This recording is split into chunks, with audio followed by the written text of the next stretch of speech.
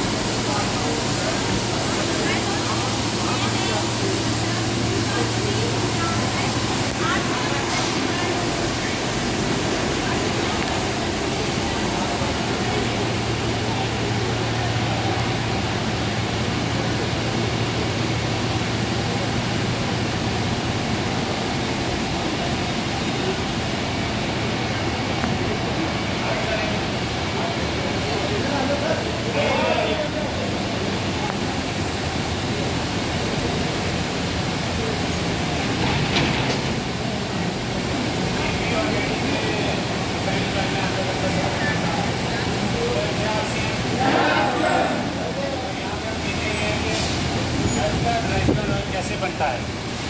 तो सबसे पहले शुरुआत करते हैं पैडी से, सबसे सो होती है, और उसके बाद जब उसको हार्वेस्ट करते हैं वो मंडी में जाती है।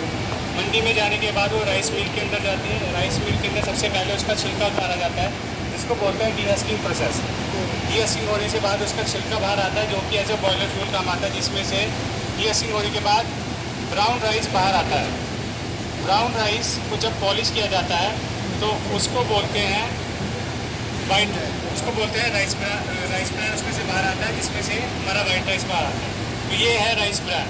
जब ब्राउन राइस को हमने पॉलिश किया टू गेट वाइट राइस, तो ऊपर का जो लेयर होता है भूरे रंग का, उसको बोलते हैं राइस ब्रान। जितना भी नेचर का गुणकारी तत्व है राइस का, वो सब राइस ब्रान के अंदर आ जाता है, जिसके अंदर उसके वेरियस एंटीऑक्सीडेंट्स हैं, जितना भी तेल है वो सारे इसके अंदर आ जाता है। तो इस राइस ब्रान के अंदर 15 से 20% तेल है। तो सबसे पहले इसको लेके जाते हैं सॉलिड एक्सट्रैक्शन प्लांट के अंदर, इसमें से कच्चा तेल क्रूड राइस ब्रान ऑयल बाहर निकाला जाता है। तो ये राइस ब्रान को जब प्रोसेस करते हैं तो इसमें से क्रूड राइस ब्रान ऑयल बाहर आता है। तो क्रूड राइस ब्रान ऑयल में वेरियस तरह के प्योरिटी होते हैं, जिसको रिफाइनिंग करने के लिए रिफाइनिंग प्रोसेस में लाया जाता है। इसमें 7 तरह की मेजर इम्प्योरिटीज़ होती हैं। तो रिफाइनिंग भी 7 मेजर स्टेप्स में डिवाइड किया गया है। सबसे पहले जो स्टेप है वो है डिगमिंग। डिगमिंग में गम्स को टारगेट किया जाता है। 2 तरीके से हम उसको टारगेट कर सकते हैं। पहला होता है कि जो लोग कुछ लोग करते भी हैं, उसमें एसिड डालते हैं। एसिड डाल के वो गम्स को बाहर निकाल सकते हैं, लेकिन यहाँ पे कुछ भी एसिड का यूज़ नहीं होता। तो यहाँ पे यूज़ होता है एंजाइम का। एंजाइम क्या काम करता है? एंजाइम जो गम्स है, इस तरह की गम्स की इम्प्योरिटी होती है। तो गम्स की इम्प्योरिटी ये होती है हाइड्रोफोबिक, ये पानी के पास नहीं आती। तो एंजाइम क्या काम करता है? इसका नेचर कन्वर्ट कर देता है, इसको केपेबल बना देता है पानी के पास आने के हाइड्रोफिलिक इन नेचर। उससे क्या होता है? हमारा डिगम राइस ब्रान ऑयल बाहर आता है। तो ये हमारा फर्स्ट स्टेप हो गया, जिसमें हमने कच्चा तेल लिया, हमने एंजाइमेटिक रिएक्शन किया और हमने गम्स को बाहर निकाल के डिगम राइस ब्रान ऑयल हमारे पास आ गया। ये हमारा पहला स्टेप हो गया। सेकेंड स्टेप है हमारा ब्लीचिंग का। ब्लीचिंग हम नॉर्मल देखा होगा, क्यों करते हैं? क्योंकि हम उसको कलर को टारगेट करना है। किसी भी तेल के अंदर 3 तरह के कलर होते हैं, रेड, येलो एंड ग्रीन। तो उसको टारगेट करने के लिए एक्टिवेटेड क्ले और एक्टिवेटेड कार्बन यूज़ किया जाता है।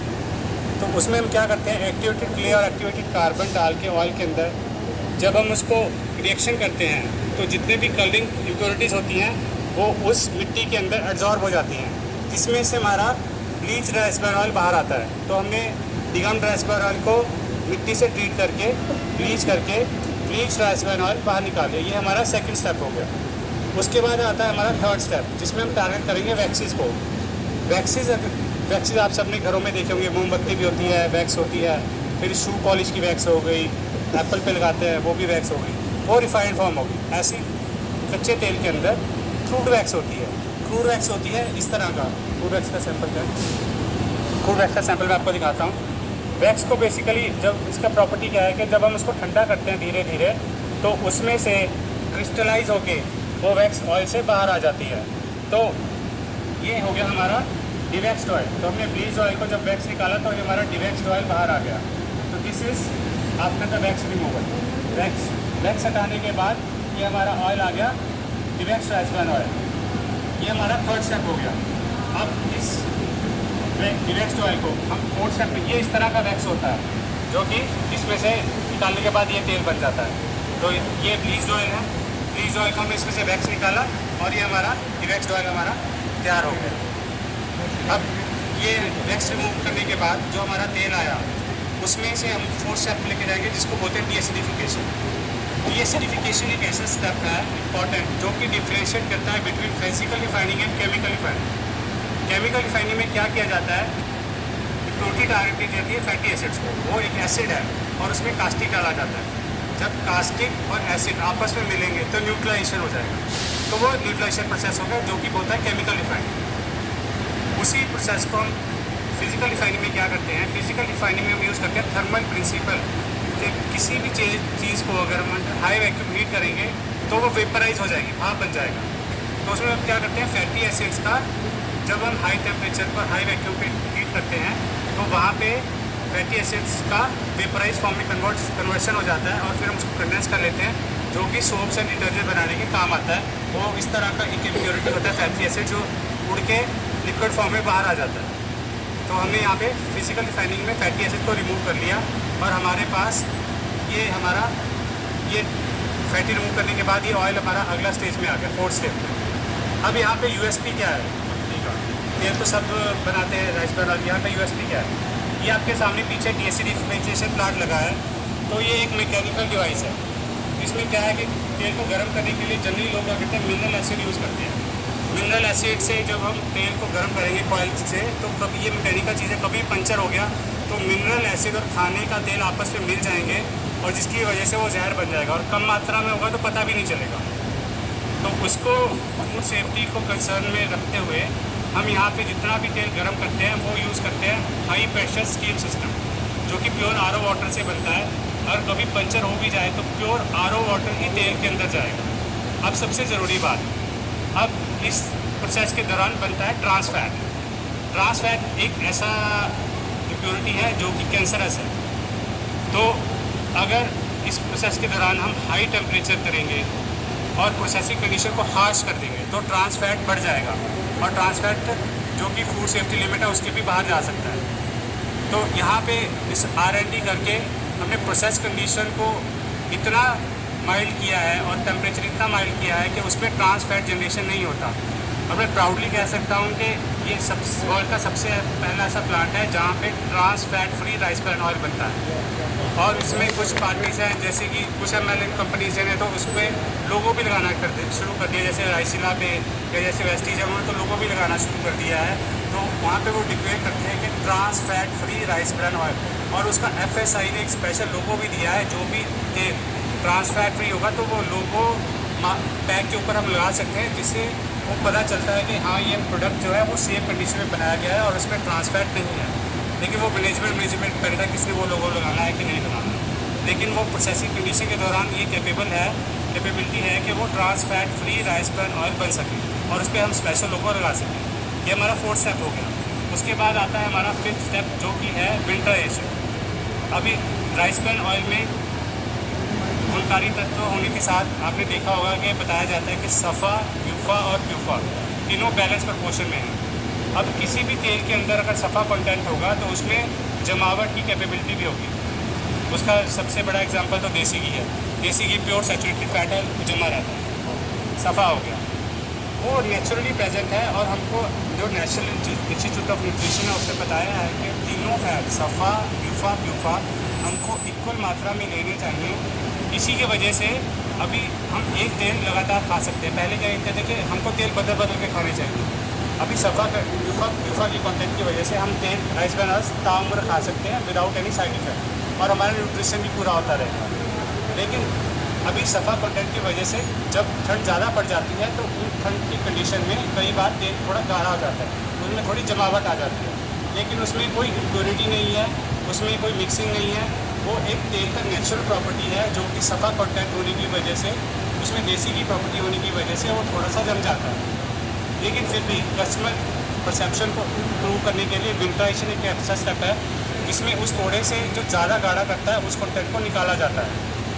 तो उसमें निकालने के लिए विंटराइजेशन में हम क्या करते हैं, तेल को फिर थोड़ा सा धीरे और ठंडा करते हैं और उसमें से जो सैचुरेटेड पार्ट है थोड़ा सा उसको निकाल लिया जाता है ताकि थोड़ा ज़्यादा ठंड पड़ भी जाए तो तेल इतना ज़्यादा गाढ़ा ना हो। तो उसके लिए तेल हमारा आ जाता है, क्योंकि एसिडिफिकेशन के बाद ये हमारा विंटराइज ऑयल आ जाता है। वीडियो के बाद ये हमने थोड़ा सैचुरेटेड पार्ट निकाले तो विंटराइज ऑयल आ गया। ये हमारा 5th स्टेप हो गया। और इसके बाद आता है हमारा छठा स्टेप जिसको बोलते हैं अगेन तेल को ब्लीच किया जाता है, जिसके अंदर उसकी पेरऑक्सीडेशन वैल्यू, उसके हाइड्रोकार्बन्स वगैरह को ट्रीट किया जाता है। इससे पोस्ट ब्लीचिंग स्टेप बोलते हैं, जिससे ये आ जाता है तेल हमारा पोस्ट ब्लीच लाइफस्पैन ऑयल। विंटराइजेशन के बाद ब्लीचिंग किया हल्का सा तो फिर इसका का कलर आ जाता है। और उसके बाद 7th स्टेप है जिसको बोलते हैं डिओड्राइजेशन, जिसमें इम्प्योरिटी टारगेट की जाती है ऑर्डर। कोई भी तेल आपने देखा होगा उसका कोई स्मेल नहीं होता, उसमें कोई उसका टेस्ट नहीं होता।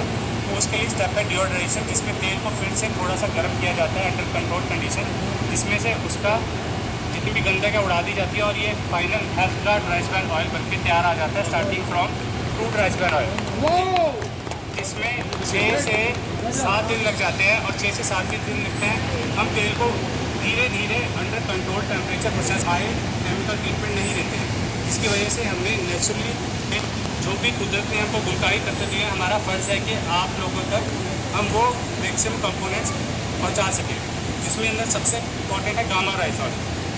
हेल्थ कार्ड गामा राइजोल के अंदर 14,000 ppm गामा राइजोल मिलता है। तो इसी वजह से कि हम उस तेल को धीरे धीरे प्रोसेस करते हैं। कुदरत ने तो 17,000 18,000 19,000 दिए हैं, तो हम उसको बचा के रखते हैं ताकि 14,000 ppm तक हम उसको फाइनल हेल्थ कार्ड ऑयल के अंदर पहुँचा सकें। उसके अलावा यूएसपी क्या है, तेल तो बहुत सारी कंपनियाँ बनाती हैं। सबसे पहले तो हमने फूड सेफ्टी को रोका, यहाँ पे फूड सेफ्टी रिजर्व करके रखी because of the avoidance of the mineral oil. Second हमने क्या किया, ट्रांस फैट नहीं बनने दिया। अभी थर्ड क्या है, कोई भी तेल खराब होगा because of the presence of the producer, because of the presence of the oxygen. जब भी तेल और ऑक्सीजन कॉन्टैक्ट में आएंगे तो तेल खराब होना शुरू हो जाएगा। तो यहाँ पे ये जितनी फैसिलिटी आप देख रहे हैं अंडर नाइट्रोजन एटमॉस्फेयर है, तो यहाँ पे 24 नाइट्रोजन प्रेशर प्लांट है। तो तेल के अंदर नाइट्रोजन डालते रहते हैं और जितना भी स्टोरेज टैंक है वो भी नाइट्रोजन प्रेगनेंट है। उसकी वजह से क्या होता है कि ऑक्सीजन और तेल को कभी कांटेक्ट में नहीं आने देते। नाइट्रोजन ऐसे बैरियर एक्ट करता है, जिसकी वजह से तेल की प्राइमरी ऑक्सीडेशन कंट्रोल रहती है, ऑयल की शेल्फ लाइफ बनी रहती है। ऑल्सो तेल खराब होता है because of the secondary oxidation. तेल में अगर मेटल आयन होगा तो उसकी वजह से भी तेल की शेल्फ लाइफ कम हो जाएगी। तो उसको रिमूव करने के लिए यहाँ पे वेरियस मेटल ट्रैप्स हैं और स्लेटिंग एजेंट्स यूज़ किए जाते हैं, जिसकी वजह से सेकेंडरी ऑक्सीडेशन भी प्रिवेंट की जाती है। तो हम तेल की शेल्फ लाइफ को भी बना के रखते हैं, गुणकारी तत्व भी बचा के रखने हैं और साथ में उसके जो उसके हेल्थ बेनिफिट्स हैं उसको प्रमोट भी करना है। तो अभी ये 7 स्टेप्स पे हमारा रिफाइनिंग स्टेज डिवाइड हुआ है। तो मैं आपको अकेला स्टेप करके दिखाता हूँ कि कैसे कच्चे तेल से फाइनल ऑयल बनता है। आइए।